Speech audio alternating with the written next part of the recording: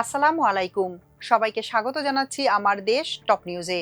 সঙ্গে আছি তাহমিনা তাসির। শুরুতেই জানিয়ে দিচ্ছি সংবাদ শিরোনাম। তনু হত্যায় আরও 2 সেনা সদস্যের ডিএনএ সংগ্রহের নির্দেশ। জাহাজবাড়িতে হত্যায় হাসিনা সহ 8 জনের বিরুদ্ধে অভিযোগ গঠনের আবেদন। মুগ্ধ হত্যার ঘটনায় 26 জনের বিচার শুরুর আবেদন। পুলিশের 4 ডিআইজি সহ 14 কর্মকর্তাকে বদলি। হামে প্রাণ গেল আরও 4 শিশুর আক্রান্ত 1008। এবার বিস্তারিত। ভিক্টোরিয়া সরকারি কলেজের সোহাগী জাহান তনু হত্যার আরও 2 সাবেক সেনা সদস্যের ডিএনএ সংগ্রহ করার নির্দেশ দিয়েছেন আদালত। মঙ্গলবার বিষয়টি নিশ্চিত করেন মামলার তদন্ত কর্মকর্তা পিবিআই ঢাকা জেলার পরিদর্শক মোহাম্মদ তরিকুল ইসলাম। তিনি জানান, গত 17 জুলাই কুমিল্লার জ্যেষ্ঠ বিচারিক হাকিম 1 নম্বর আমলি আদালতের বিচারক মুমিনুল হক তদন্তের স্বার্থে করা আবেদনের পরিপ্রেক্ষিতে সাবেক সেনা সদস্য জাহিদুল ইসলাম ও তনুর বন্ধু ফয়সাল আহমদ রাব্বির ডিএনএ সংগ্রহের অনুমতি দেন। গত 17 জুলাই নতুন করে ডিএনএ নমুনা সংগ্রহ করার জন্য যাদের নাম উঠে এসেছে তারা হলেন কুমিল্লার রাজাপাড়া এলাকার এম এ হান্নানের ছেলে সাবেক সেনা সদস্য ফয়সাল আহমেদ রাব্বি এবং সিরাজগঞ্জ কাজীপুর মেগাই গ্রামের সুলাইমান হোসেনের ছেলে সাবেক সেনা সদস্য জাহিদুল ইসলাম। ডিএনএ রিপোর্টের উপর ভিত্তি করে পিবিআই সাবেক সিনিয়র ওয়ারেন্ট অফিসার হাফিজুর রহমানকে গ্রেফতার করার পরপরই দেশ ছেড়ে পালিয়ে যায় সাবেক সার্জেন্ট জাহিদুজ্জামান জাহিদ এবং শাহিন আলম। গত 17 জুলাই নতুন করে আরও 2 সেনা সদস্যের ডিএনএ সংগ্রহের নির্দেশ দেন আদালত। সব মিলিয়ে এখন পর্যন্ত 5 জন সাবেক সেনা কর্মকর্তার ডিএনএ পরীক্ষার নির্দেশ দিল আদালত। বর্তমানে এই মামলায় গ্রেফতার হওয়া একমাত্র আসামি হাফিজুর রহমান কুমিল্লা কেন্দ্রীয় কারাগারে রয়েছেন।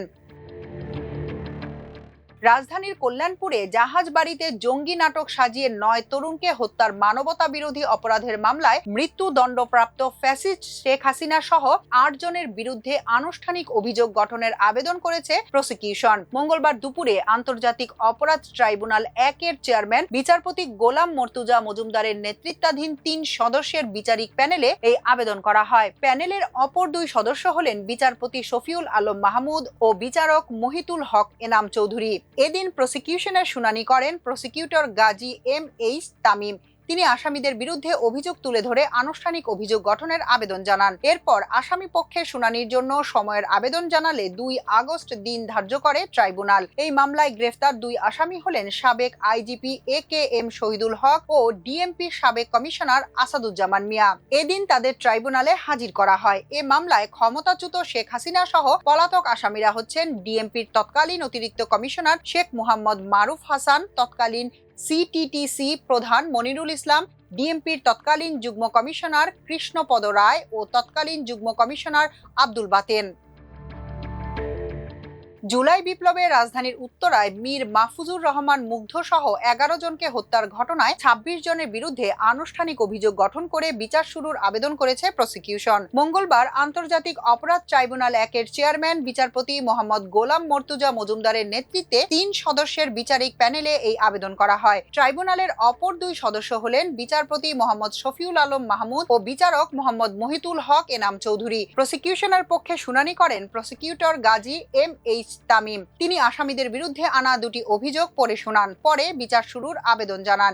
এরপর স্টেট ডিফেন্স আইনজীবী আমির হোসেন শুনানি করেন। রাজনৈতিক প্রতিহিংসা থেকে তার মক্কেলদের আসামি করা হয়েছে বলে দাবি করে অভিযোগ থেকে তাদের অব্যাহতির আবেদন জানান তিনি। পরবর্তী শুনানির জন্য আগামী 23 জুলাই দিন ধার্য করেছে ট্রাইব্যুনাল। প্রথম অভিযোগে বলা হয়, 2024 সালের 18 জুলাই উত্তরা 3 নম্বর সেক্টরে জুলাই বিপ্লবে আহতদের চিকিৎসার জন্য হাসপাতালে নিতে সহযোগিতার পাশাপাশি ছাত্র জনতাকে পানি ও বিস্কুট বিতরণ করছিলেন বাংলাদেশ ইউনিভার্সিটি অব প্রফেশনালের শিক্ষার্থী মীর মাহফুজুর রহমান মুগ্ধ। এ সময় তিনি গুলিবিদ্ধ হন। ছাত্র জনতার কয়েকজন তাকে উত্তরা ক্রিসেন্ট হাসপাতালে নিলে চিকিৎসকরা তাকে মৃত ঘোষণা করেন। ওই দিন উত্তরা এলাকায় জাহিদুজ্জামান তানভীর, শেখ ফারমিন জাফর, মোহাম্মদ শাকিল হোসেন, মোহাম্মদ সাব্বির হোসেন ও সজীব সরকারকে গুলি করে হত্যা করা হয়। এছাড়া ওই দিন উত্তরায় এপিসির পেছনের চাকায় পিষ্ট করে উবার চালক মোখলেসুর রহমান দুর্জয়কে হত্যা করা হয়। দ্বিতীয় অভিযোগে বলা হয়, 2024 সালের 19 জুলাই উত্তরা এলাকায় রিদওয়ান শরীফ, মোহাম্মদ সাব্বির ইসলাম, মোহাম্মদ আসাদুল্লাহ ও নাইমা সুলতানাকে গুলি করে হত্যা করা হয়। এই মামলায় 8 জন আসামি গ্রেফতার রয়েছেন। তারা হলেন ডিএমপি উত্তরা জোনের সাবেক ডিসি মির্জা সালাউদ্দিন, উত্তরা পূর্ব থানা ওসি মুজিবুর রহমান, হোসেন আলী, মনোয়ার হোসেন চৌধুরী রবিন, দেলোয়ার হোসেন রুবেল, সোহেল রানা, শাহ আলম এবং ইরফানুল গাজী সিয়াম। বাকি 18 জন আসামি পলাতক রয়েছেন। বাংলাদেশ পুলিশের 4 ডিআইজি সহ 14 কর্মকর্তাকে বদলি করা হয়েছে। মঙ্গলবার পৃথক প্রজ্ঞাপনে এ তথ্য জানিয়েছে স্বরাষ্ট্র মন্ত্রণালয়। রাষ্ট্রপতির আদেশক্রমে উপসচিব তৌসিফ আহমেদ স্বাক্ষরিত প্রজ্ঞাপনে বলা হয়, ময়মনসিংহ রেঞ্জের ডিআইজি মোহাম্মদ আতাউল কিবরিয়াকে অপরাধ তদন্ত বিভাগে ডিআইজি হিসেবে পদায়ন করা হয়েছে। খুলনা মেট্রোপলিটন পুলিশের পুলিশ কমিশনার মোহাম্মদ জাহিদুল হাসানকে ময়মনসিংহ রেঞ্জের ডিআইজি হিসেবে বদলি করা হয়েছে। সিলেট মেট্রোপলিটন পুলিশের পুলিশ কমিশনার আব্দুল কুদ্দুস চৌধুরীকে চট্টগ্রাম রেঞ্জের ডিআইজি হিসেবে দায়িত্ব দেওয়া হয়েছে। এছাড়া পুলিশ সদর দপ্তরের ডিআইজি সারওয়ার মুর্শেদ শামীমকে সিলেট মেট্রোপলিটন পুলিশের পুলিশ কমিশনার হিসেবে পদায়ন করা হয়েছে। প্রজ্ঞাপনে জানানো হয়, গত 28 জুন জারি করা প্রজ্ঞাপনের মাধ্যমে সিআইডি ডিআইজি মিয়া মাসুদ করিমকে এফডিএমএন কার্যালয় এপিবিএনে বদলির যে আদেশ দেওয়া হয়েছিল তা বাতিল করা হয়েছে। বদলি হওয়া অন্য কর্মকর্তারা হলেন, পাবনার পুলিশ সুপার মোহাম্মদ সুফিউল্লাহকে সিআইডিতে, এন্টি টেরোরিজম ইউনিটের আবু আশরাফকে পাবনার পুলিশ সুপারের দায়িত্ব দেওয়া হয়েছে, এন্টি টেরোরিজম ইউনিটের পুলিশ সুপার শরীফ উদ্দিন আহমেদকে র্যাবে এবং শিল্পাঞ্চল পুলিশের অতিরিক্ত ডিআইজি মোহাম্মদ কফিল উদ্দিনকে পুলিশ সদর দপ্তরে বদলি করা হয়েছে। দেশে গত 24 ঘন্টায় হামের উপসর্গে আরও 4 শিশুর মৃত্যু হয়েছে। আর একই সময় হামের উপসর্গে আক্রান্ত হয়েছে 878 এবং হাম শনাক্ত হয়েছে 130 জনের। তাতে সব মিলিয়ে হামের নতুন রোগী পাওয়া গেল 1008 জন। এই নিয়ে সরকারি হিসেবে গত 15 মার্চ থেকে এখন পর্যন্ত মোট মারা গেছে 797 শিশু। এর মধ্যে নিশ্চিত হামে মৃত্যু হয়েছে 95 শিশুর। বাকি 702 শিশুর মৃত্যু হয়েছে হামের উপসর্গে। আর এখন পর্যন্ত মোট আক্রান্ত হয়েছে 1,34,156 শিশু। মঙ্গলবার স্বাস্থ্য অধিদপ্তরের কন্ট্রোল রুম থেকে পাঠানো এক সংবাদ বিজ্ঞপ্তিতে এ তথ্য জানানো হয়। বিজ্ঞপ্তিতে বলা হয়, গত 15 মার্চ থেকে 21 জুলাই সকাল 8টা পর্যন্ত সন্দেহজনক হামের উপসর্গের রোগী পাওয়া গেছে 1,19,448 শিশু।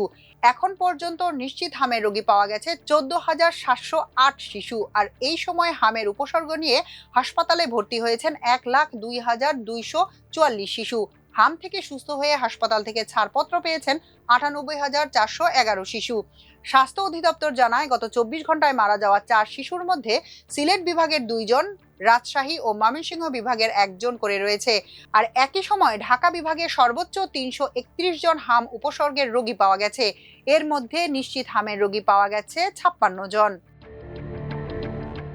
এখনকার মতো এ পর্যন্তই। সবাই ভালো থাকুন, সুস্থ থাকুন আমার দেশের সঙ্গে। চ্যানেলটি ভালো লাগলে সাবস্ক্রাইব করুন। আল্লাহ হাফেজ।